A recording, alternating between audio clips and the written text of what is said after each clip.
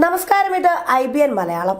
കഞ്ചാവ് പാട്ട് നടത്തുമ്പോൾ കമ്മ്യൂണിസ്റ്റാണ്, പുരോഗമനവാദിയാണ്, മതേതരനാണ്, സ്ത്രീപക്ഷവാദിയുമാണ്. അതുകൂടാതെ ഞങ്ങൾക്ക് ജാതിയുമില്ല മതവുമില്ല എന്നൊക്കെ നാഴികയ്ക്ക് 40 വട്ടം തള്ളുകയും ചെയ്യും. ജിതിൻ കെ ജേക്കബിന്റെ ഫേസ്ബുക്ക് പോസ്റ്റ് വൈറൽ. പോസ്റ്റ് ഇങ്ങനെ: അബൂക്കയും ബീവിയും നടത്തുന്നുവെന്ന ആരോപണമുള്ള കഞ്ചാവ് പാർട്ടിയെക്കുറിച്ചും ലഹരിയുടെ ഇടപാടുകളെക്കുറിച്ചും പോലീസ് അന്വേഷണം തുടങ്ങി എന്ന് കേട്ടാൽ ഉടനിറക്കും മതം.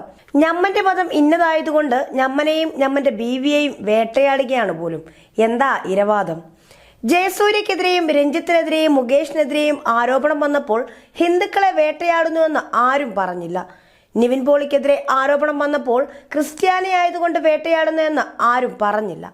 അതേസമയം ഞങ്ങൾ കമ്മ്യൂണിസ്റ്റാണ്, ഞങ്ങൾക്ക് ജാതിയും മതവും ഇല്ല എന്ന് പറഞ്ഞ് നടന്നവർ ലഹരിക്കേസിൽ പോലീസ് അന്വേഷണം തുടങ്ങിയെന്ന് കേട്ടതോടെ മതമിറക്കി മോങ്ങാൻ തുടങ്ങി.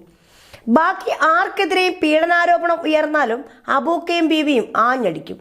പക്ഷെ തങ്ങൾക്കെതിരെ വെളിപ്പെടുത്തലുണ്ടായാൽ അന്വേഷണം നടക്കുമെന്നറിഞ്ഞാൽ ഉടനത് അന്താരാഷ്ട്ര ഗൂഢാലോചന, സംഘപരിവാർ ഫാസിസം, ന്യൂനപക്ഷ പീഡനം.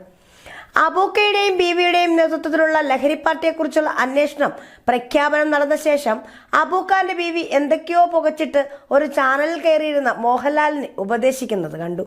ഹേമ കമ്മിറ്റി റിപ്പോർട്ടിലെ പ്രധാന ഭാഗമായ മലയാള സിനിമയിലെ ലഹരി ഉപയോഗത്തെക്കുറിച്ച് ചർച്ചയാകാതിരിക്കാൻ വേണ്ടിയാണ് മലയാള സിനിമയെ നിയന്ത്രിക്കുന്നുവെന്ന ആരോപണമുള്ള മട്ടാഞ്ചേരി മാഫിയ എന്നറിയപ്പെടുന്ന ലഹരി സംഘം ഇപ്പോൾ മതമിറക്കി ഇരവാദം കളിക്കുന്നതെന്ന് സത്യമല്ലേ? മലയാള സിനിമയിലെ ലഹരി ഉപയോഗത്തെക്കുറിച്ച് ആരെന്ത് മിണ്ടിയാലും ഞങ്ങൾ ഇന്ന മതത്തിൽപ്പെട്ടവരായതുകൊണ്ട് വേട്ടയാടുന്നു എന്ന് പറഞ്ഞ് നിശബ്ദരാക്കാനാണ് മട്ടാഞ്ചേരി മാഫിയയുടെ ശ്രമം. മലയാള സിനിമയിലെ ലഹരിയുടെ കണ്ണികളെ തേടി പോലീസ് അന്വേഷണം എന്ന് കേട്ടപ്പോഴേ കണ്ണിൽ കണ്ടതെല്ലാം കൂടി ഒരുമിച്ച് കൂട്ടിയിട്ട് കത്തിച്ച് പുകച്ചുകൊണ്ട് എന്തൊക്കെ പ്രഹസനമാണ് അബൂക്ക, നിങ്ങളും ബീവിയും കൂടി കാട്ടിക്കൂട്ടുന്നത്. ഇങ്ങനെയാണ് പോസ്റ്റ് അവസാനിക്കുന്നത്. News desk IBN Malayalam.